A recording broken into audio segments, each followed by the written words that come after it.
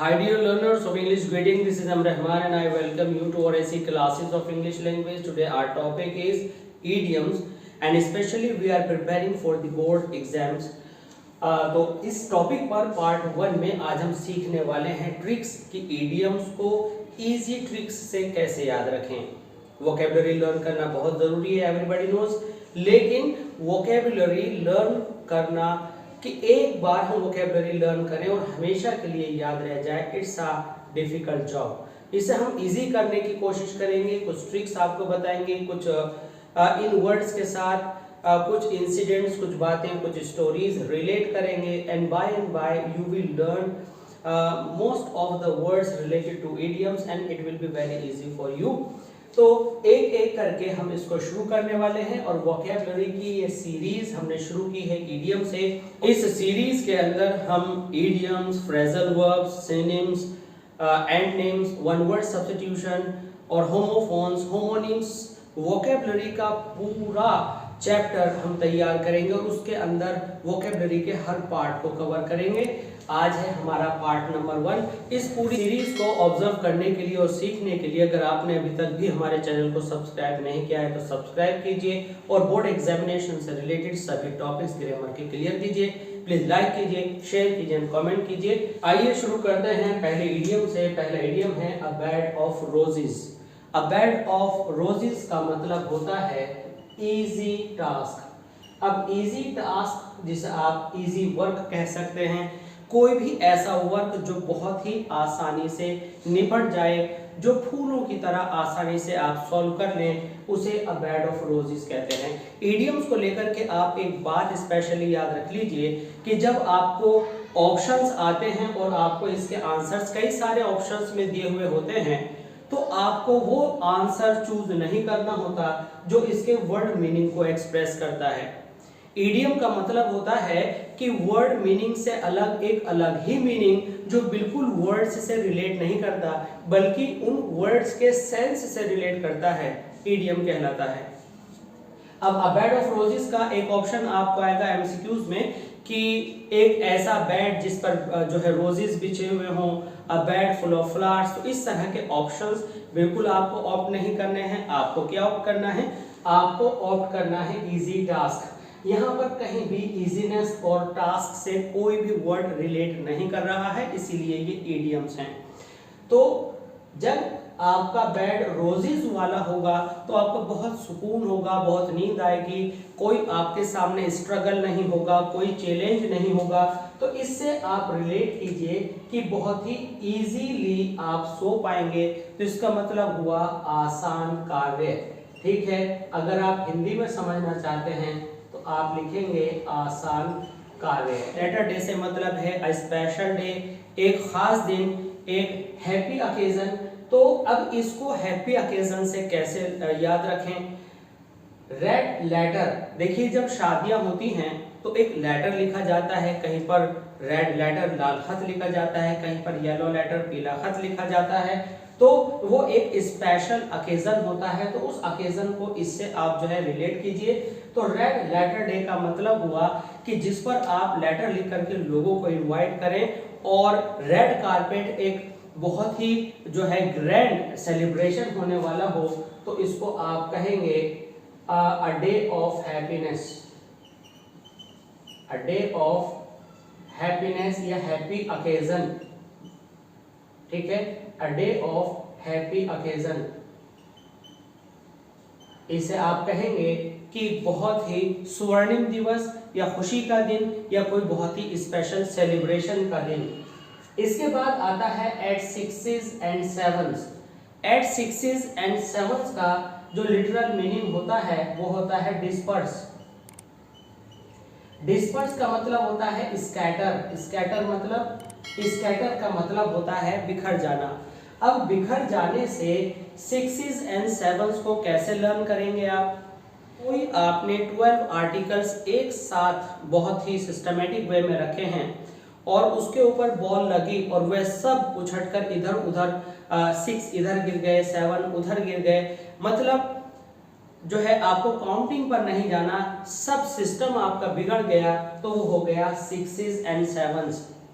जब क्राउड होती है और वह फोर्स को आते हुए देखती है, तो जब वहां पर पुलिस पहुंचती है तो 3 इधर भाग जाते हैं, 4 उधर भाग जाते हैं, कई सारे एक तरफ भाग जाते हैं, तो हम उसको कहते हैं एट 6s and 7s। तो आपका यूजेज होता है the crowd were at 6s and 7s when they observed the police। अब आप कहेंगे कि क्राउड तो सिंगुलर है, इसके साथ वर क्यों लगाया? तो ऑलवेज बियर इन माइंड कि जब क्राउड वेरियस डायरेक्शंस के अंदर फैल जाती है, भाग जाती है, तो वहां पर क्राउड को प्लूरल माना जाता है। अ फूल्स पैराडाइज, तो क्या हो जाएगा? अ फूल्स पैराडाइज। तो यहाँ पर आपको क्या करना है? अपोस्ट्रोफी एस का यूज करना है, यानी मूर्ख का स्वर्ग। इसका मतलब होता है इमेजिनरी वर्ल्ड, इमेजिनरी वर्ल्ड होता है। अब इमेजिनरी वर्ल्ड से क्या मतलब निकल कर के आया? अगर मान लीजिए हम अपनी मर्जी से कुछ भी सोच रहे हैं, तो हमारी मर्जी हमारी सोच से नहीं चलती, या हमारी सोच से जैसा हम रिजल्ट चाहते हैं वैसा रिजल्ट नहीं आता, लेकिन हम सोचे हुए हैं कि हम पढ़ाई ना करें और रिजल्ट आ जाए। तो ये क्या हुआ? फूल की पैराडाइज हुई। पैराडाइज मीन्स स्वर्ग और फूल मीन्स मूर्ख। तो अ फूल्स पैराडाइज एक ऐसी सोच जो निरर्थक हो, यूजलेस हो, फ्रूटलेस हो, जिसका कोई रिजल्ट न आने वाला हो, उसे फूल्स पैराडाइज कहते हैं। इट मीन्स एक ऐसी सोच जो कि बेकार की हो, यानी मूर्खों का स्वर्ग। तो जब किसी सिचुएशन, किसी हैप्पीनेस को मूर्ख स्वर्ग मानते हैं, तो मूर्खों की बात तो गलत ही होती है। तो यानी निरर्थक सोच, एक काल्पनिक खुशी जिसका कोई आधार नहीं है, तो इसको आप कहेंगे अ फूल्स पैराडाइज। इसके बाद आता है at daggers drawn. At daggers drawn को समझते हैं। इसका मतलब होता है दुश्मनी। इसका मतलब है दुश्मनी।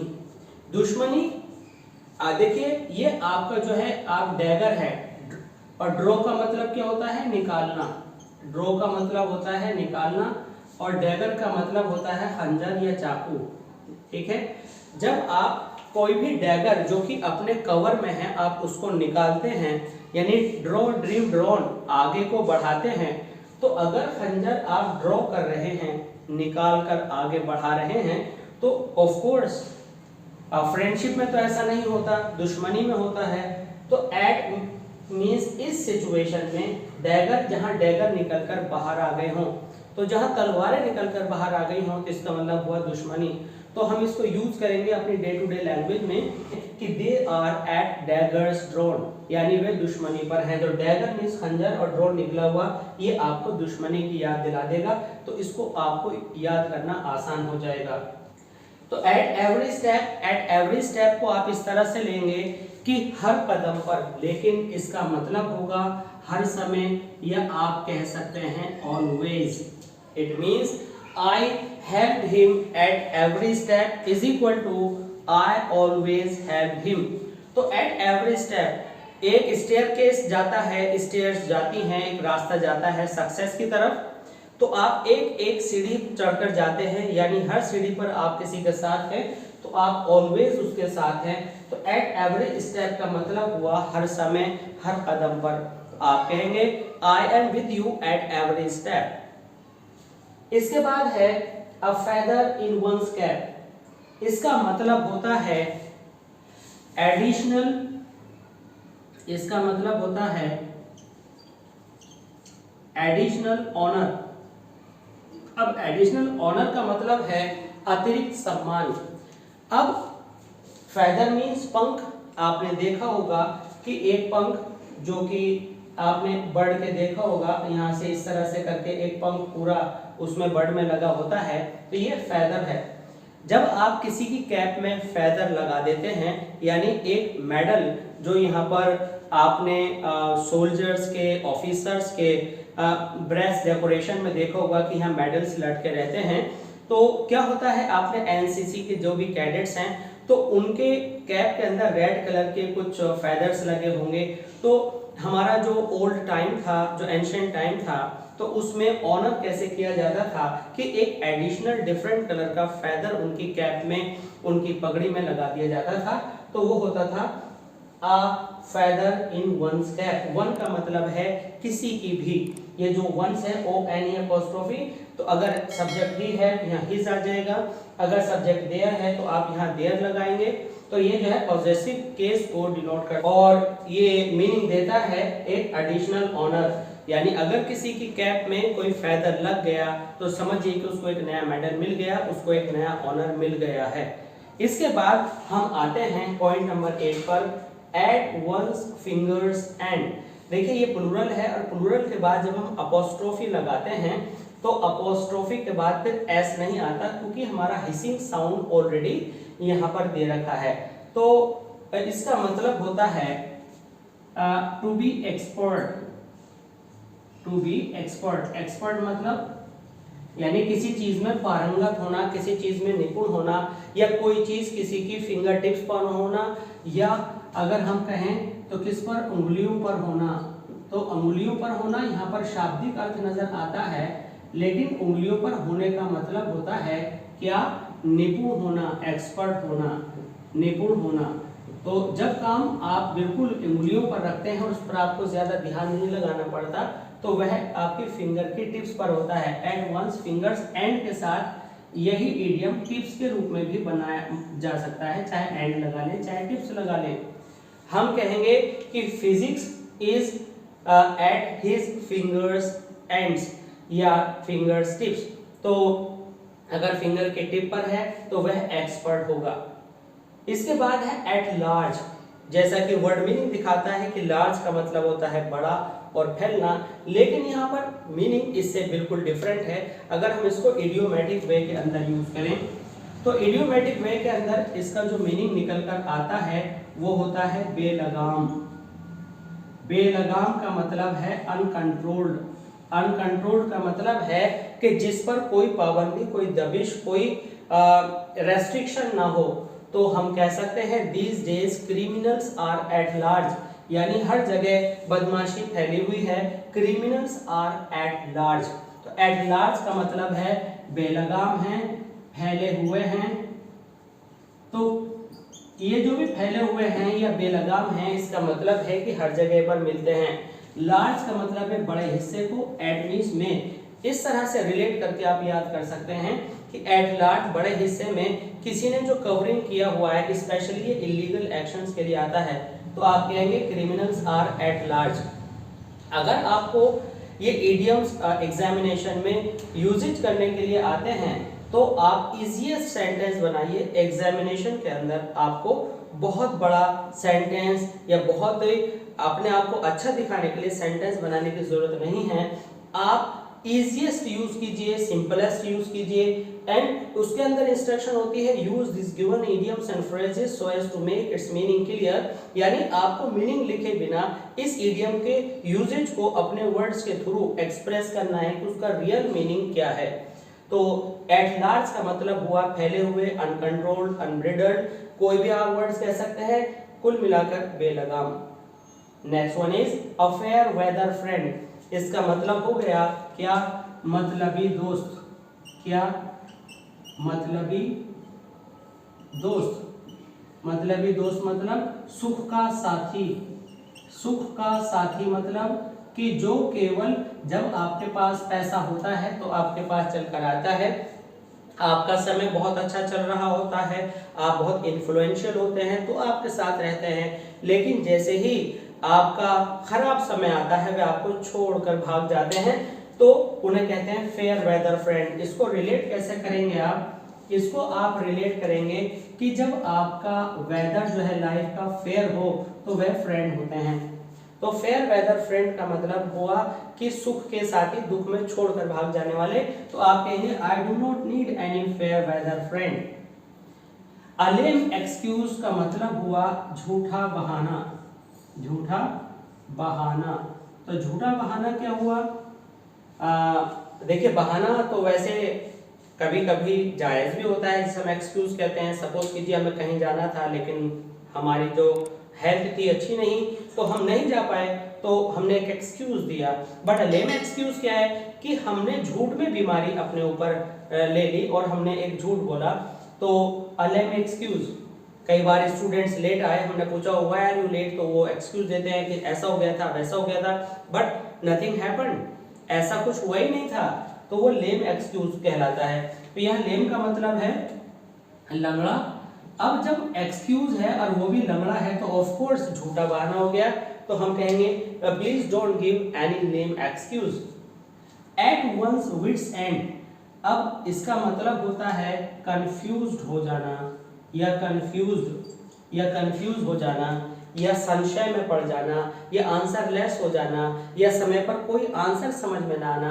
तो मैं तो ये कहूँगा हमेशा आप लोगों से कि आप जब भी इडियम याद करें तो आप इडियम का कोई एक पर्टिकुलर मीनिंग रटने की बजाय you just try to understand the sense of the idiom or this group of words, because when you are given some options it is very difficult to find out the words that you have gone through or that you have learned.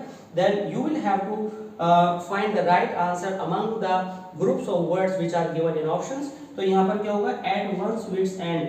तो at one's wits end का मतलब आप ऐसे समझ सकते हैं, सबसे पहले हमें जानना पड़ेगा कि वंस मीन्स कोई भी, विट मतलब होता है समझ मतलब विजडम, ठीक है, या इंटेलिजेंस, और एंड जब समाप्त हो गई हो। तो वंस मीन्स किसी का, विट्स मीन्स बुद्धि या समझ, एंड मीन्स समाप्त हो गई हो। एट वंस विट्स एंड, तो जब किसी की समझ समाप्त हो गई हो तो ऑफ कोर्स कंफ्यूज हो जाएंगे। मान लीजिए इंटरव्यूअर ने कुछ सवाल पूछे, जो इंटरव्यूई है, ठीक है, वो परेशान हो गया, समझ नहीं आया कि क्या आंसर दें, तो हम कहेंगे कि उसकी विट माने समझ का एंड हो गया था। तो जब समझ का एंड हो जाए तो आप कोई भी आंसर क्विकली नहीं बना पाते। तो विट मीन्स समझ का जब एंड हो जाएगा तो आप कंफ्यूज हो जाएंगे।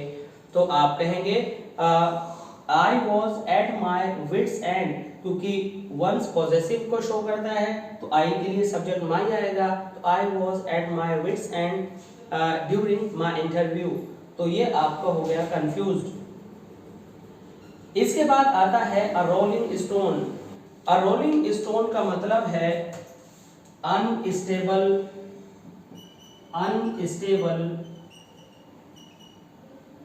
थॉट्स, इसको कह सकते हैं आप मैन ऑफ, यानी मैन ऑफ अनस्टेबल थॉट्स। ऐसा इंसान जिसके जो विचार हैं वो अनस्टेबल होते हैं, जिसके डिसीजंस अनस्टेबल होते हैं।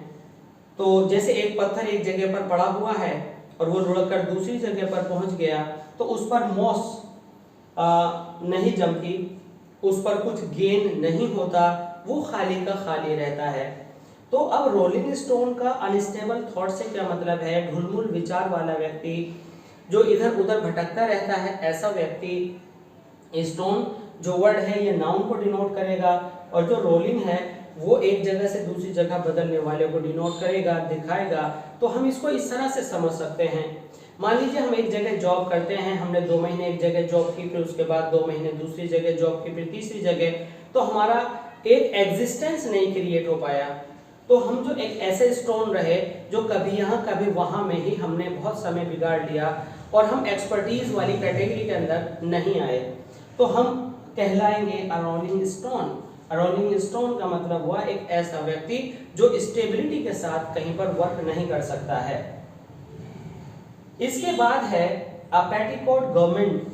पेटीकोट आप जानते हैं ये महिलाओं का, विमेन का एक गारमेंट है, और पेटीकोट से जब गवर्नमेंट याद आएगी, यानी आप कह सकते हैं कि महिला द्वारा शासन, महिला द्वारा शासन। तो इसको समझना, महिला द्वारा शासन जो कि पेटीकोट से रिलेट करेगा, तो आपको फाइंड आउट करना राइट ऑप्शन इजी हो जाएगा। तो इस सीरीज को आगे जारी रखने के लिए सब्सक्राइब कीजिए हमारे चैनल और ऐसी क्लासेस ऑफ इंग्लिश लैंग्वेज को, लाइक कीजिए, शेयर कीजिए, कमेंट कीजिए। मिलते हैं जल्दी इसी सीरीज की दूसरी वीडियोस के साथ। देखते रहिए और बने रहिए हमारे साथ। Thanks for being with us, thanks a lot.